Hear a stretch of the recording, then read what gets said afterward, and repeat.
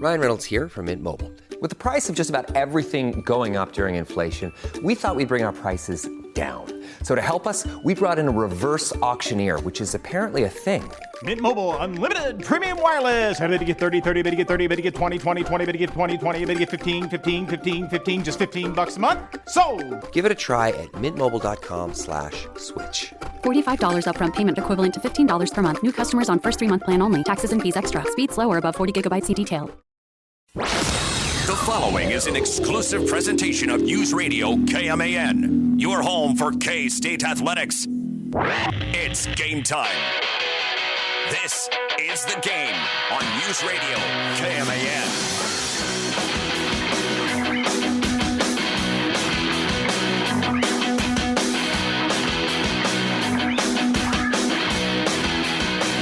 Welcome into our Wednesday edition of The Game. Troy Coverdale joined on the phone by Mitch Fortner, who is still, and in fact, wrapping up Big 12 Media Days in Kansas City. Today was the men's turn, and Mitch had the opportunity to sit down and talk with a number of people. Well, your assessment of the 16-team Media Day format. I kind of like it because you're busy throughout the entire day. They've done a good job of spreading it out, and they have all 16 coaches talking one day, like we had the women yesterday. And Jeff Biddy was actually one of the last to go. So if you're like me and you're wanting to get interviews as early as you can, you're here all day. And I was here for about 12 hours. But today, Drum Tank got up there pretty early. We had Coleman, Hawkins, and David Gaston and Max Jones out here. The format's pretty nice because you don't have to be out there listening to the press conferences. They're bringing around coaches all over the place, and coming over to Radio Row is a lot more packed today. But I tell you what I've really liked with the format now at Basketball Media Days, a couple of things. One, the WWE and the Big 12 obviously have this partnership. Right. They have the WWE Championship that they have for the MVPs of the tournaments on display, and you can mess around with them and stuff. And if you know me, that's a legit championship belt. It's made the same as the real belts in wrestling. So of course I had to pick it up and wear it a little bit. Right. I didn't want to take any pictures or anything. I did take pictures of it. The trophies are on display. The other great addition, and it's hilarious, the mascots are here. And I if you're on TikTok, search for News Radio KMAN TikTok page and go look at the mascot video that I posted. They were hilarious. At one point, they were all 16 on the floor just messing with each other. I got a good shot of Willie the Wildcat holding up the women's championship belt, which was a lot of fun. But they've also been just roaming around the arena this whole time, and they just start messing with people, and they're just goofy. So that was a really fun addition. I think that's a pretty sweet touch. One of the things that stands out to me, at least in what I have seen, is that it may be a little more laid back than what a standard media day has been, at least in terms of a format, because of the fact that you're able to have these conversations and not be so structured with the main press conference. Yeah, it is pretty lax. Everybody's so open to talk to people, which is really nice. They want to be covered by the media, which is really cool. And a great example of that is John Higgins. I think most people may either recognize the name, or if I tell you he was the referee with the hair in the Big 12, you would also know who I'm talking about. A couple of years ago, he stopped refereeing. Right. He became a liaison for a lot of the Western conferences of college basketball, and now that's joined up with the Big 12. So he's a liaison for a lot of referees. He's kind of overseeing all these referees. And I just walked up to him after his press conference and said, "Hey, John, you want to do an interview?" He's like, "Yeah, that would be great." And he was all about it. And 5 minutes later, he's at my table, and we're talking for 10 minutes. And by the way, you're going to hear that interview later on in this show. So it's a different look at what the Big 12 has to offer and what exactly he's doing. Mm-hmm. And, the pool of the Big 12 referees, that's growing, and he's going to talk about it. But it's also, I think at times as well, it's pretty hectic because where I sit at Radio Row, you see the players and the coaches, they're going all over the arena, either go talk to ESPN or CBS Sports or Coaches versus Cancer. So everybody's kind of scattered throughout the arena, but the teams are doing a good job of trying to get to everybody. Who impressed you the most today out of who you saw in terms of their presentation? Well, I thought you were about to say presents, and if that was it, Hunter Dickinson just arrived as I'm getting out of here, and that guy is just gigantic, 7'2". Yeah. I would say with presentation, Jerome Tang was really good today. I forget his name. I don't know a thing about Utah basketball, but I thought their coach had an extremely good press conference. He's very upbeat about his team. Craig I didn't Smith. get to see your boy Pat Boyle.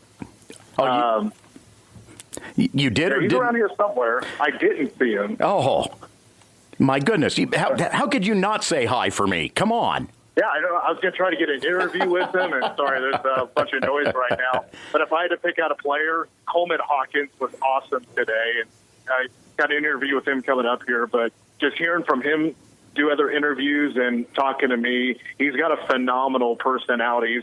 He's one of the great athletes that K-State has when it comes to personality and a good interview. Okay. Be safe coming home. We'll look forward to seeing you tomorrow. Yep, I'm heading out the door right now. Yeah, we'll be back. I'll be back in studio tomorrow. I'm looking forward to it. Yeah, enjoy that Whataburger on your way home. You know me too well. So with the media day in the rearview mirror for Mitch and others, we look back at the day as he had an opportunity really to sit down and have great conversations throughout. One of them was with Coleman Hawkins. That conversation comes your way now on The Game.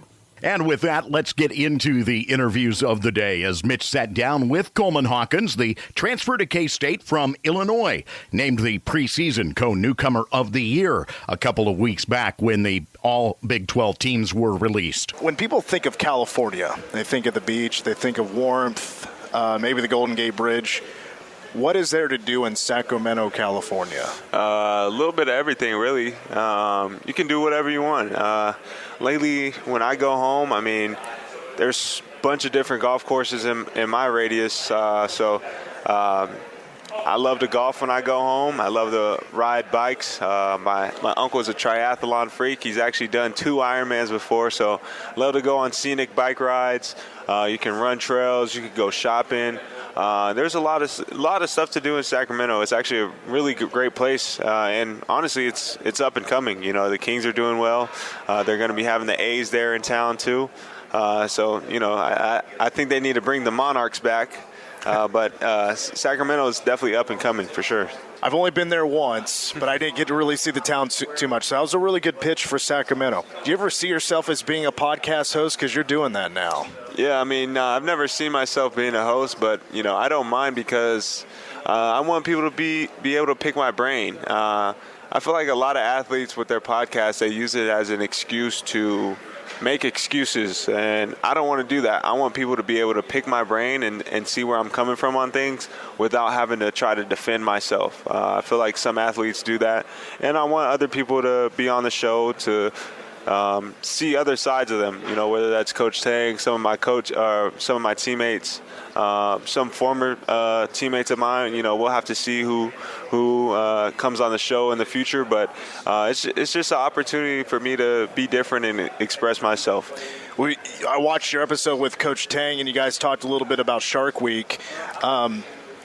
Take me through, like, what was the biggest challenges of? I've heard about Shark Week the last 3 years, and not a whole lot of details about exactly what goes down. What was the biggest challenge on going through that week? Honestly, my biggest challenge of it was mentally saying, like, why do we have to do this? You know, it was, you know, I still went out and did it, but that was my biggest challenge. I'm like, you know, why do we have to do this? You know, I've been pretty solid my whole college career without having to run for a week straight, you know. So that was probably the biggest challenge I faced, was just questioning why we had to do it. But, you know, at the end of the day, when you went out and did it, you know, I was really proud of myself. You know, when you hear you have to run 30 suicides, you know, you automatically think, like, there's no way I'm not doing that. But when you go out and do it, you're like, you know, that wasn't even bad, you know.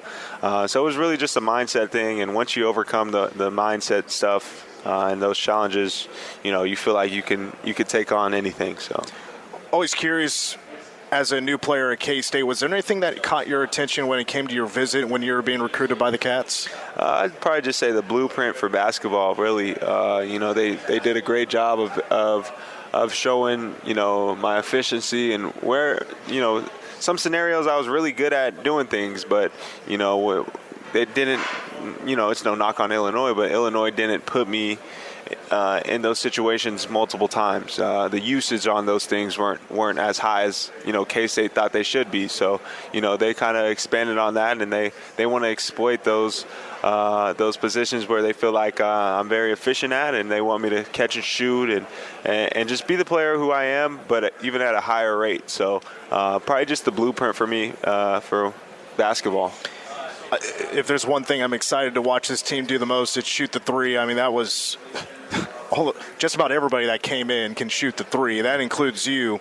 Your numbers were a lot better last year. Did you do anything different to adjust your three-point shooting game? Nah, literally it was just a mindset thing. Like, there was times where, I'd go up and the ball would be past me one more, and I'd question if I needed to shoot the shot or not, but it became where I stopped caring, and, I wanted to shoot the ball. I wanted to get shots up. I wanted to shoot the ball in the game. So it was just really a mindset thing. You just stop caring about if I made it or missed it. And that came with kind of being a senior, just not worrying about, being subbed out for missing a shot or what the shot looked like, whatever. So, I just really just not caring about it and just, being confident. Maybe a weird question, but did Coach Underwood do anything to, once you decide you're going to enter the transfer portal, nudge you into K-State's way? He's a former K-State guy. He was rumored to potentially take the job before Jerome Tang. Yeah, I mean, he not necessarily nudged me, but he definitely was supportive of it. He didn't say anything negative about it. He had no knocks on it. That's where he met his wife. His wife is from there, and he knows a lot of people out there, and he definitely said it would be a comfortable situation for me, and he didn't have anything negative to say about it. So, all right. So, in the Big 10, in the Big 12, you're about to play in some of the toughest environments in college basketball. You're going to play in one every night in Bramlage Coliseum. What was the toughest place to play in the Big 10? I'd say probably Mackey Arena. Mackey gets cracking, really. It's just people wearing all black, doing the same hand signals, same dances. It gets loud. They got to do it on the electric guitar, going crazy. Their mascot is climbing around, and when they introduce their starting lineups, they hit you with the Zach Edey. That ball starts to feel a little different there. So. Yeah, Mackey Arena is definitely a tough place to play. Indiana as well. Indiana does a good job of filling their place out, but yeah. I think you swatted Zach Edey in a game, if I remember correctly. I probably have. I'm terrified of that mascot. Oh, BYU Cosmo? Yeah, but I probably blocked Zach Edey's shot once or twice. But I was going to ask you, is that individually one of the coolest moments? Because he was obviously one of the most, popular college basketball players the last few years. Nah. I mean, I wouldn't say exciting, but I mean, maybe a shock because he's just dunking on people, and dude is very hard to guard. He's got super strength. 7'4", 300 pounds, straight force. So, he's a really good player. So you mentioned how the PA announcer would announce his name. So I'm actually the public address announcer for K-State. So I'll be announcing your name in Bramlage. Is there a particular way you've always pictured your name? Like if you could design it yourself, how your name is announced at a basketball game? I'm still kind of working on it, but if you have 2 cents, I'll take it. If I'm the last person, I'd want it to be long, so it'd be Coleman, Hawkins, okay. And maybe get the people involved.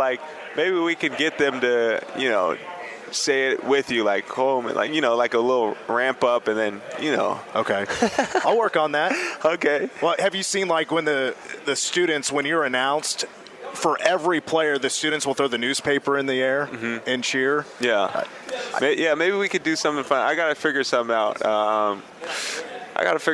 That can intimidate other teams a little bit. Put some fear in them about me. So we'll have to discuss that further. Coleman Hawkins is our guest. Got a couple more for you. The scrimmage with OU. I heard you guys won. How did it go for you? I thought it was okay. I thought my main focus was just kind of dusting off the cobwebs, really. I mean, I spent a whole summer not being able to participate in playing 5-on-5. So really it was just a good place for me to just, like I said, dust off the cobwebs, get the gears turning a little bit. I thought I did a pretty solid job in the first half, and I just got to get used to playing a different style of play, really. So I'm getting used to it now, and I thought we looked pretty good. We surprised me a little bit how good we played, but if anything, we should have beat them by more than what we beat them by. But we just got to clean up a few things and defensive rebound a little bit better, and we'll be a tough team to beat. So, who's been the toughest cat to play against in practice? I think Brendan Hawson, I don't know how you pronounce it. I think it's Hawson. Yeah. I think Brendan has definitely been. When he's on my team, I love him. When he's not on my team, when he's making super contested threes and you're right there and he's still hitting it, it drives you insane. So probably Brendan. Brendan is an elite shot maker for sure. So how about the bigs, long guys in your face trying to block your shot? Yeah, there's always a contest. We try to contest as many shots as possible. So their length and athleticism, it's like they're going over the rim to try to block your shot. So it's like it's very intimidating at sometimes, but they're allowing me to become a better finisher, finish through contact, and they've been elite so far. So. Well, wrap up on this, and I think the way a lot of K-State fans and the media look at this K-State team and kind of look at you and look at like Doug McDaniel. Right now is the way the picture is being painted is of like you guys being the leaders. If that is the case and that's your role, are you ready to take that on? Yeah, I'm ready to take that on, but it's taken me some time to be like a vocal leader because I've been having to learn. I can't sit here and try to tell people what to do, and I've been doing something the last 4 years completely different, and I still have to learn and get used to what we're doing. So once these games starts and I'm able to control people's emotions and really get people to lock in, because I've been in crazy atmospheres, I've won a lot of games, I think that's when the leadership will kick in. But I've been kind of chilled out and haven't been as much of a vocal leader that I needed to be, because like I said, I'm still learning. So I wouldn't want to be a hypocritical player and try to lead people and I don't know what I'm doing. So. And you're saying you want to go last in the starting lineup announcement? Oh yeah, that'd be cool. That'd be cool. Well, I'll work on your name, and looking forward to this season. Going to be a lot of fun to watch you guys. Really appreciate your time, Coleman. Sounds good. Appreciate you. Thank you. That's K-State newcomer Coleman Hawkins getting ready for the upcoming campaign, spending time with Mitch Fortner as part of Big 12 Media Days in Kansas City. We've got more of the conversations that took place today in KC as we continue, including hearing from head coach Jerome Tang at the top of next hour. That as we continue on The Game. Troy Coverdale back with you as the game continues. Mitch Fortner in Kansas City taking in Big 12 Media Days. Today it was the men's teams that were speaking with the media. Members of all of the conference's squads plus the head coaches taking the opportunity to sit down with various media members. One of those that Mitch caught up to was an honorable mention All-American this past season. He started all 36 games that he appeared in, though he did miss one during the course of the season, and that is Tamin Lipsey of Iowa State. Appreciate your time, sir. Welcome to Kansas City. Hell of a defensive team last year was Iowa State, and you're probably the best defender in the Big 12. You led the team in steals last year. Did playing defense at the college level, did that come natural to you, or is that something you grew into, that kind of role? Because you did it as a sophomore. Yeah, I mean, it's always been one of my knacks as a player, just in general. I've always loved playing defense, so our program is definitely was built off defense, and that's something that we take pride in as a team. So just coming in as freshman learning it, and then my sophomore year able to take steps and just realize what Big 12 basketball is like, how physical you can be, and then where to be in lanes to get steals and create deflections. So what's the secret? Because I'm sure you get ball screened a ton. Getting around that and getting so many steals, what's the secret there? I think it's communication. When your team's all working together as one, it puts you in a great position to be able to get those deflections, get steals, get around those ball screens. And then just being physical, making the person with the ball uncomfortable. And sometimes they'll just lose one and you'll get an easy one. So just always being aggressive, putting them on their heels, and just going after them. Coach Otzelberger's always had good defenses. I think the offense has been getting better and better. This team is built to make a run this year. There's no secret about that. Pick to finish third in the Big 12. You add a piece like Joshua Jefferson out of St. Mary's. What can he do on both sides of the ball to make you guys a better team this year? Yeah, he's been great from when he came in the summer. Just seeing what he does, his work ethic is great, and his character. We do a great job of recruiting guys and obviously getting those transfers. So seeing what he can do, he's super versatile on both sides of the ball. Defensively, he can guard a lot of positions. He's a lot quicker than I was expecting, which is great to see. And then on the offensive side, he can handle the ball well. He can pass. He's got great vision. One of the best passers, big guys I've seen in college. So that's been nice to have. And then his ability to go up and post up sometimes, and he's smart. His IQ is super high, so that's great for our team. So we know about you. We know about Keyshawn Gilbert. With the other guys that return, who do you think this season will make a bigger name for themselves and be the most improved? I'd say it's hard. It could be Curtis, could be Milan. I feel like they're both going to take big steps. Milan's gotten stronger. He was in the weight room in the offseason, got quicker, coming off of a pretty good freshman year in the Big 12. So I feel like he's going to take a big jump going into his sophomore year. And then Curtis was great at the end of the year. Took time for him to adjust to it, and once he got adjusted, he was a great playmaker. He had 20-plus points in our Sweet 16 game that we fell short in. So just seeing what he can do and the confidence that they're coming into this season with is exciting to see. What is the toughest part about preseason workouts with Coach Otzelberger and the training staff? I think the intensity. Going back to when we just started workouts in the summer, just coming in, it's intense right away. Just coming in, competing, if it's 1-on-1, 2-on-2, or if it's just a drill against the air, the pads or whatever. Everything we do is super intense, and we kind of like to have that vibe, a lot of energy in our practices and our drills and workouts and stuff. So just being ready to work every day is something that's super important. We have morning practices, so you got to get up and you got to be ready for it. We take that as a challenge, and we love it. All right, biggest play you've made in your career so far has been what? Biggest play I've made in my career so far? Probably quite a few there to pick from. I'd say probably it was our last home game last year against BYU. It was our game to go undefeated in Hilton. I think it was a tie game, maybe high 50s, 60 points. And while we were down 3, I come down the court, hit a 3 for us. They have to take a timeout, and then we were able to take the lead and take control. And that was a great game from last year. All right, Mr. Lipsey, really appreciate your time, and best of luck this season. Thank you.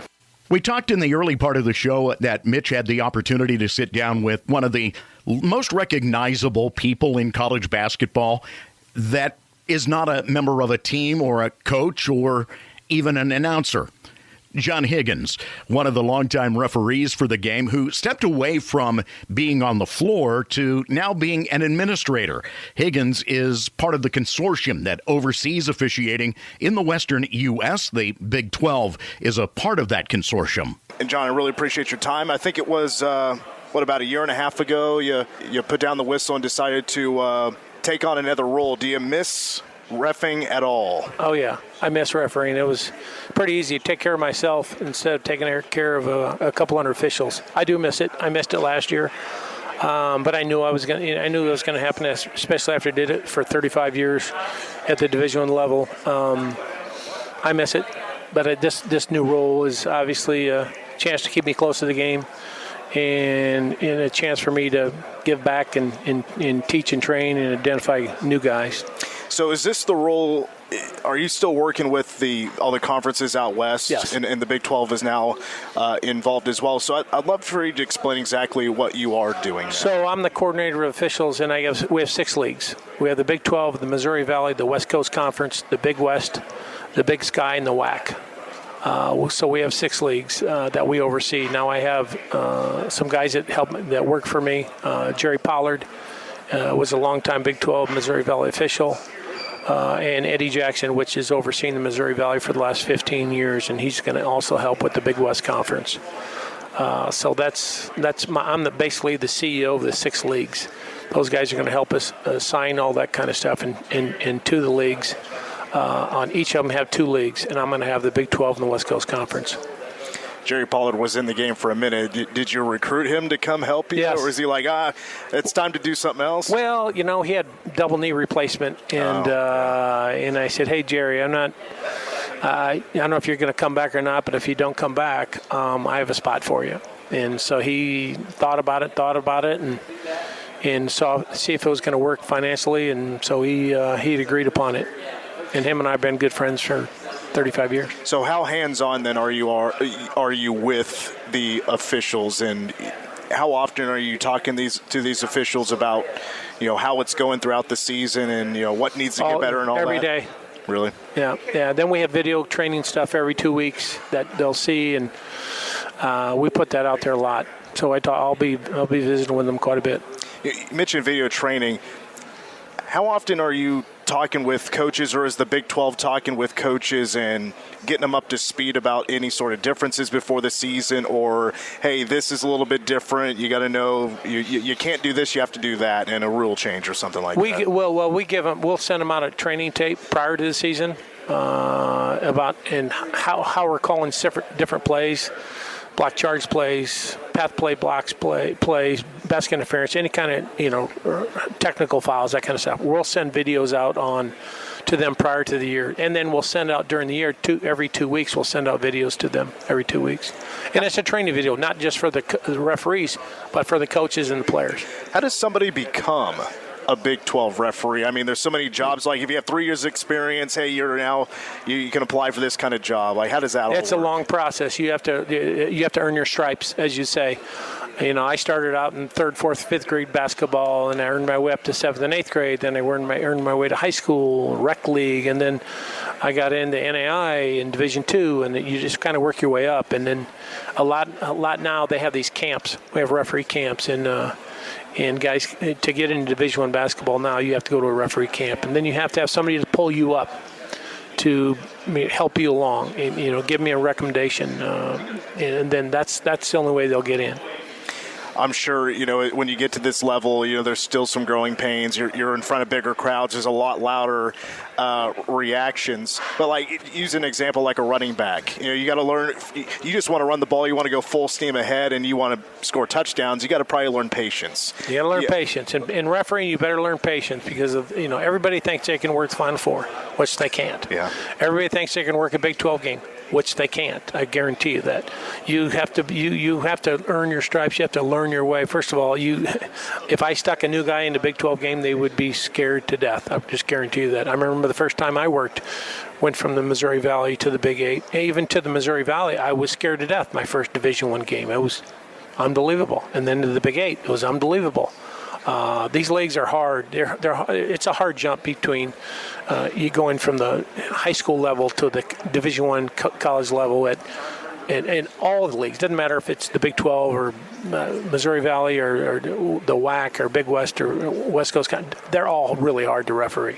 So what's the hardest thing then to become patient about? Is it working with the coaches when they're unhappy about something, or being maybe quick on a charge or a block or anything like that?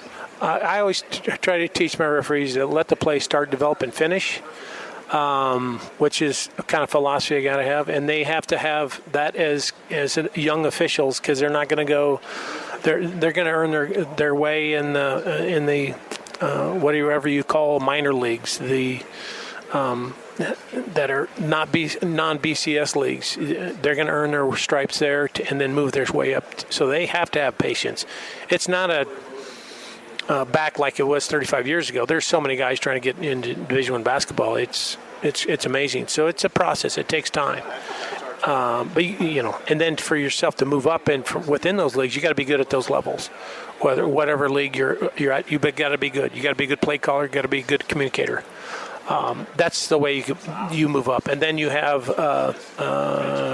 Doug Sermons or Ron Groover or Bert Smith or Kip Kissinger say, that guy's really good. I think he deserves a higher level game. And I listen to those guys because those are my best guys. John Higgins is our guest, liaison of officials for the Big 12. So How big of a pool does the Big 12 have? And this has been talked about a lot lately. I know on my show we've talked about a lot that it's not crazy to see an official do 7 games a week. Nope. Is that still going to be a thing? And is the Big 12 pool getting bigger or smaller? It's gotten bigger because it goes from coast to coast now, and our consortium goes from coast to coast. So it's gotten bigger, and we got more officials to draw from, which is a good thing. Because people don't like to see the same guy, and you're going to see guys a lot of same guys that work Final Four, the Kip Kissingers, the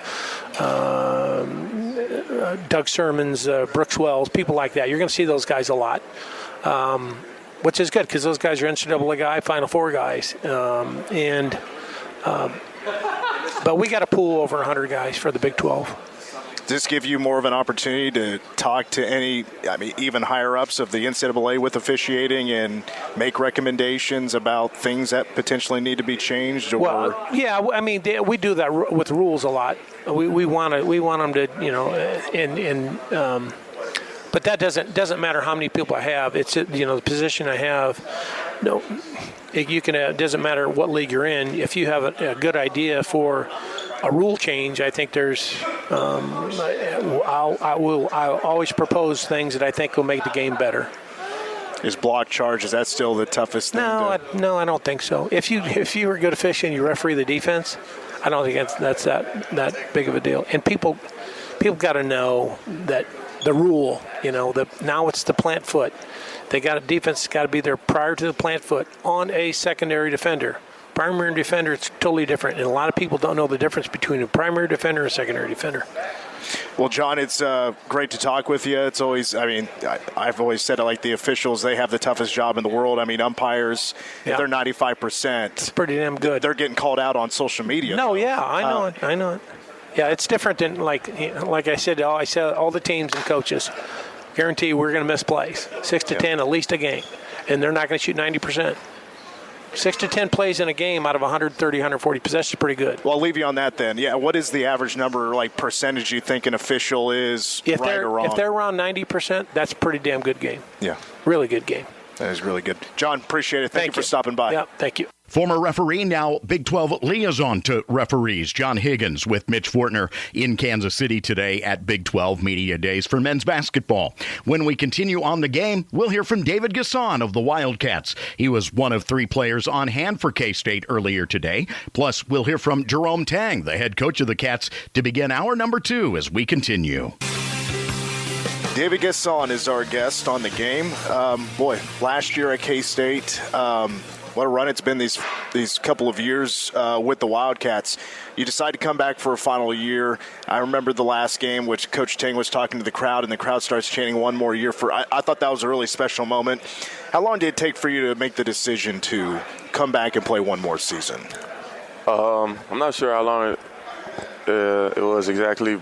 I always wanted to come back, but after the season, I just, took some time for myself to talk with my family and, kind of think about it. And then I made the decision before I went home and in May to come back, so probably a month or so.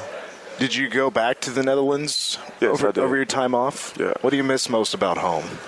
I would probably say my family. Sure. I'm really close with my brothers and everyone, so, being away from them, it's not always easy, but, it's worth it. So now you're showing the new guys what it's like to be a Wildcat, and you're used to what Jerome Tang and staff want to do, like with Shark Week and stuff. With this new group of guys, how do you feel like this team has really gelled the best with? It could be practice, could be off the court. What's it been like gelling with these new guys? For me, it went really fast. I came late because I was playing with the national team this summer, so I didn't get to spend the whole summer with the team. But within the first few weeks, I feel like I bonded really quick with the guys on the floor and off the floor as well. So I feel like our chemistry has been really good so far. I'm excited for this season. Is there anything in the national, or like the FIBA rules, is there anything there that you wish was a part of college basketball? Maybe the goaltending rule is a little different. You can tap the ball at the basket, but Not really besides that. How much did you take advantage of that the last couple of years with the national team, taking advantage of that? I tried to as much as I could, but for me, it's also kind of getting used to it because, I'm used to the college rules now. But, yeah. It feels like the bigs for K-State can be pretty deep. Who's of the newcomers has impressed you so far out of the bigs that are around you? All of them in their own way, really. Coleman at his length, how smart he is. Ugo is just so tall, and like on defense, it's hard to get around him. And then same with Bao, like his length and wingspan. I feel like on defense, it's just gonna be really hard for teams to score with all that length on the floor. Mitch and Ugo, how often is he getting blocks in practice? Is he pretty consistent? Yeah, probably every day, every practice he's blocking something. What about the guard position? Because, man, it just feels like even some of the bigs, like, including you, like, there's a ton of three-point shooters on this team. Like, that could be really deep. Who has impressed you so far with the deep shot at practice? Brandon Hausen. Yeah. It's crazy. Like, he just shoots it from anytime, anywhere, and it seems to always go in. And I'm more surprised when he misses a shot than when he makes it. Yeah, it's always when he's not on my team. So when I'm playing against him, he's making everything. And then when he's on my team, it seems that he's missing. But, he's really consistent with it. I know this is it's kind of a cliche question, but you're going to get this question a lot. But, where do you think, like, you're going to grow this year and what you're going to show K-State fans this year that I've taken a next step here? I would say in my catch and shooting, and then my free throws I've been really working on this summer. And then just my body so I can stay healthy and be stronger. You feel like this group is going to do better with the 5-out offense that Coach Tang wants to run? Most definitely. I feel like we're really versatile, and we kind of have everything we need on the team, so I think it will work great. Excited to get back in the Octagon of Doom and hear that crowd once again? Most definitely. 6 more days. Trying to take advantage of it and, just try to enjoy it as much as I can since, it's my last year. So all the home games, every game really, I'm just going to enjoy. Go back to the team chemistry for just a moment. You had the scrimmage against Oklahoma. How well did you feel like you guys did as playing as a team? I thought we did really good. It's always good to play against another team after a month is just, practicing and scrimmaging against each other. So it's, good to kind of see where we at. Excited for how good we were, but also for how much room we had to improve. So, yeah. All right, David, to wrap up, so since you're from the Netherlands, I have a friend that lives there, and she tells me that, the way they eat over there is just a lot different than how we do here in America. So, like, burger and fries, that's like the classic American meal. What's the classic meal in the Netherlands? I would say frikandel and patat. It's fries as well with, like, some kind of, I don't even know how to explain it. It's some kind of sausage with it, and it's like pretty Dutch. Well, David, I really appreciate your time. Looking forward to this season. It's going to be a lot of fun, and best of luck. Really appreciate it. Thank you. Appreciate you. Mitch Fortner sitting down with K-State's David Gasson. David was one of 3 players on hand, plus head coach Jerome Tang, as Big 12 Media Days took place at the T-Mobile Center in Kansas City. When we continue in the next hour, following a look at what's making headlines today, we'll hear from the head coach of the Wildcats as we move into hour number 2 of this special Big 12 Media Day edition of The Game.